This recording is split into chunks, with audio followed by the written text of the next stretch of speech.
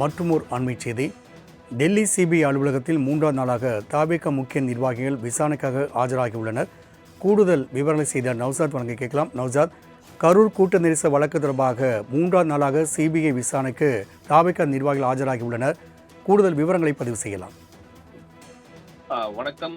கரூர் சம்பவம் தொடர்பாக தமிழக வெற்றிக்கழக நிர்வாகிகள் அதாவது நேற்று 2ஆம் நாள் விசாரணை நிறைவடைந்த நிலையில் 3ஆம் நாளாக இன்று காலை 10:30 மணி அளவில் சிபிஐ தலைமையில் ஆஜராகியிருக்கிறார்கள். முதல் நாள் 9 மணி நேரம் விசாரணையில் நடத்துகிறார்கள். 2ஆம் நாள் 6.5 மணி நேரம் நேற்று விரிவான விசாரணை நடத்தியிருக்கிறார்கள்.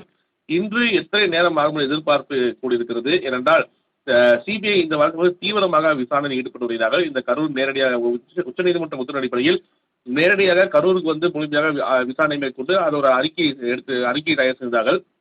அதை ஒட்ட பிறகு தலைமை அலுவலகத்தில், டெல்லியில் தலைமை அலுவலகத்தில் அங்க கரூர் மாவட்டத்தை சேர்ந்த காவல்துறை அதிகாரிகள், மாவட்ட ஆட்சியர் உள்ளிட்ட நபர்களை விசாரணை ஈடுபடுத்த நேற்றைய முன்தினம் சம்மன் அனுப்பியது. அதே போல தவேகாவுடைய நிர்வாகிகள் பொதுச் செயலாளர் இருக்கட்டும் மற்றும் ஆதவர்ஜுனா, நிர்மல்குமார், மேலும் கரூர் மாவட்ட சில மதியம் உள்ளிட்டோரை சம்மன் அனுப்பப்பட்டு விசாரணை நடத்தினார்கள்.